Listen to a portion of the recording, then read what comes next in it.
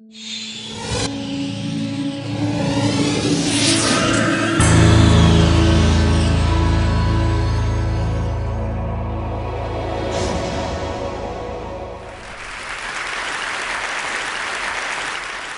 Tony. He's my student. He's about my age, and he's in San Quentin State Prison. When Tony was 16 years old, one day, one moment, it was Mom's gun. Just flash it, scare the guy. He's a punk. He took some money. We'll take his money. That'll teach him. Then last minute, I'm thinking, I can't do this. This is wrong. My buddy says, come on, let's do this. I say, let's do this. And those 3 words Tony's going to remember. Because the next thing he knows, he hears the pop. There's the punk on the ground, puddle of blood. And that's felony murder. 25 to life, parole at 50 if you're lucky. And Tony's not feeling very lucky. So when we meet in my philosophy class in his prison, and I say, in this class, we will discuss the foundations of ethics, Tony interrupts me.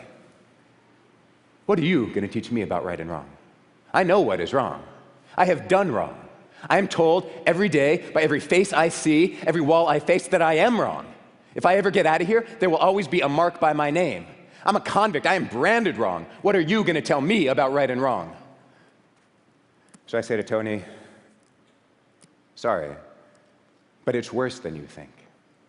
You think you know right and wrong? Then can you tell me what wrong is? No, don't just give me an example. I want to know about wrongness itself, the idea of wrong. What is that idea? What makes something wrong?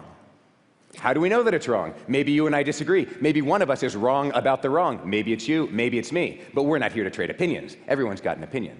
We are here for knowledge. Our enemy is thoughtlessness. This is philosophy. And something changes for Tony. Could be I'm wrong. I'm tired of being wrong. I want to know what is wrong. I want to know what I know. What Tony sees in that moment is the project of philosophy. The project that begins in wonder, what Kant called admiration and awe at the starry sky above and the moral law within. What can creatures like us know of such things? It is the project that always takes us back to the condition of existence, what Heidegger called the always already there. It is the project of questioning what we believe and why we believe it, what Socrates called the examined life. Socrates, a man wise enough to know that he knows nothing. Socrates died in prison. His philosophy intact. So, Tony starts doing his homework. He learns his whys and wherefores, his causes and correlations, his logic, his fallacies. Turns out Tony's got the philosophy muscle. His body's in prison, but his mind is free. Tony learns about the ontologically promiscuous, the epistemologically anxious, the ethically dubious, the metaphysically ridiculous. That's Plato, Descartes, Nietzsche, and Bill Clinton. So, when he gives me his final paper, in which he argues that the categorical imperative is perhaps too uncompromising to deal with a conflict that infects our everyday and challenges me to tell him whether, therefore, we are condemned to moral failure, I say, I don't know. Let us think about that. Because in that moment, there's no mark by Tony's name. It's just the two of us standing there. It is not professor and convict. It is just two minds ready to do philosophy. And I say to Tony, let's do this. Thank you.